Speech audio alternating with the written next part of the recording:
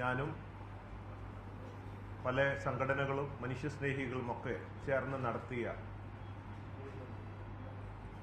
യാചക യാത്ര സിനിമയാക്കാനാണ് ആഗ്രഹിക്കുന്നത്. അതിലൂടെ ലക്ഷ്യമിടുന്നത് രണ്ട് കാര്യങ്ങളാണ്. ഒന്ന്, നമ്മളുടെ മലയാളികളുടെ ഐക്യം, അവരുടെ ആ വിൽ പവർ, കൂട്ടായ്മ, ആ വികാരം. മലയാളിക്ക് എന്തെങ്കിലും വരുന്നുണ്ടെങ്കിൽ, പ്രത്യേകിച്ച് മറ്റൊരു രാജ്യം